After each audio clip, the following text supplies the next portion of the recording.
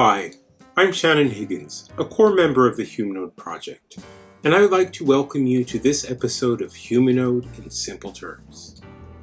In the past few episodes, we have talked about how Humanode utilizes biometrics and our efforts in developing cryptobiometrics for decentralized platforms. So today, I would like to briefly go over how we believe everyone will benefit from the actual implementation of these technologies. I'm sure quite a few of you have already gained some sparks of intuition about possible use cases from just hearing the phrase consensus mechanism based on cryptobiometric identification. But if you're like me, it is helpful if someone sits you down and goes over the potential use case scenarios while explaining what problems it can possibly solve.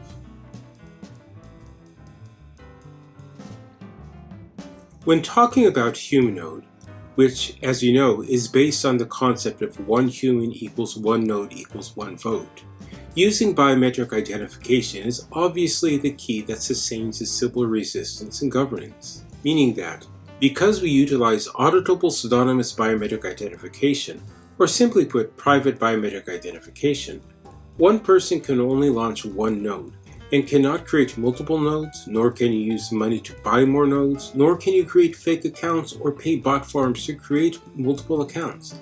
Only a real human being that can prove that they are alive can create a node and register in the Humanode network or log on and utilize their account. What this means is that there's no need for the traditional proof of work or proof of stake consensus mechanisms to guarantee the integrity of the network, allowing the network to be truly decentralized by giving each user equal voice, allowing governance or policy decisions to be more democratic and based on the will of the community. It also means that the Humanode network can implement fair and just monetary policies, share the wealth that is created amongst all nodes equally, and implement true co-ownership of all the technologies developed by the Humanode community. So it is needless to say, we are quite happy to be able to launch a platform that we see solves many of the issues or shortcomings of the current decentralized platforms and services. And naturally, since we felt this was so good and that we thought that this system might be helpful to others too, we made it so that any existing protocol can integrate Humanode cryptobiometrics and a one human equals one vote DAO into their protocols.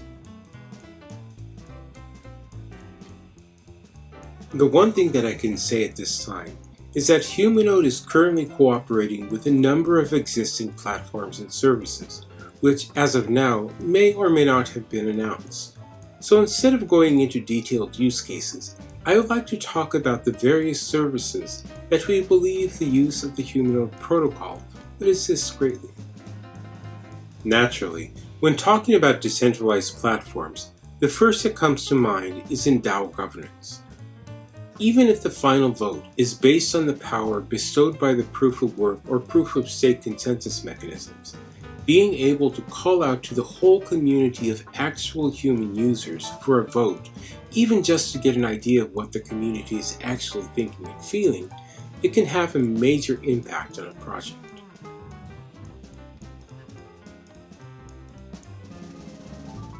The next that comes to mind is decentralized justice. You see, traditional dispute resolution mechanisms like courts and international arbitration are ineffective when dealing with a huge volume of small value claims across international borders. And when it comes to internal disputes within various decentralized communities, it is even more ineffective. To help mediate the issue, the concept of decentralized justice was born. Simply put, this is a revolutionary approach to conflict resolution that blends blockchain, crowdsourcing, and game theory to create resolution systems that are hundreds of times more efficient than current techniques. But in order to have decentralized justice work, there are 4 principles that need to be followed. They have to be inclusive, meaning any actual human being, regardless of nationality, wealth, race, gender, connections, education, or expertise, should be allowed to participate. Equal, for democratic deliberation and decision-making. All participants must be treated equally. Naturally, one person, one vote. Secure. In the digital and physical spheres, digital personhood must protect both people and the democratic collective. Private. In democratic processes, digital personhood must protect each participant's ability to interact, associate, and express their genuine intent. Needless to say, it must be absolutely Sybil resistant, meaning there's no room for bots and multiple IDs to rig the system. I don't know about you, but to me, it sounds like the Humanode protocol that allows one person, one vote is a perfect match for decentralized justice.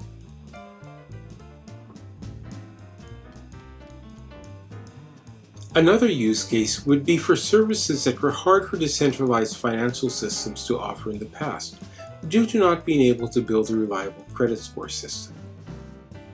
Insurance, financial loans, online trading, yield farming, airdrops, and marketplaces would benefit greatly if they were Sybil resistant, could guarantee the user was a unique human being, and be able to build a credit score based on the auditable pseudonymous biometric identity of the user. Naturally, if an ID is malicious and is trying to scam the system, the user identity could be blacklisted with ease, greatly preventing scams and fraud.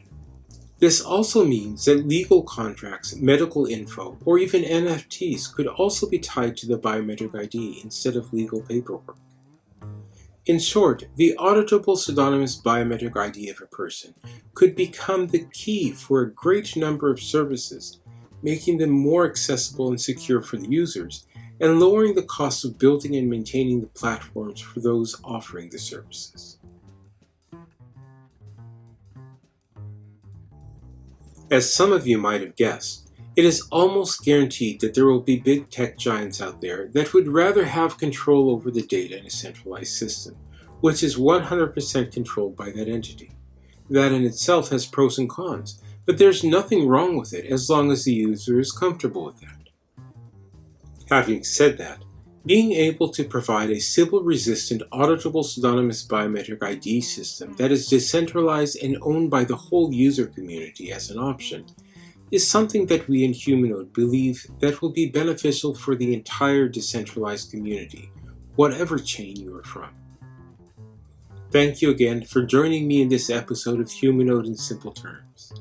If you have any questions, would like to get involved in the Humanode community, or are a service provider that is interested in looking into the possibilities, feel free to reach out. I'll be waiting for you. I hope to see you next time. Ta-ta for now.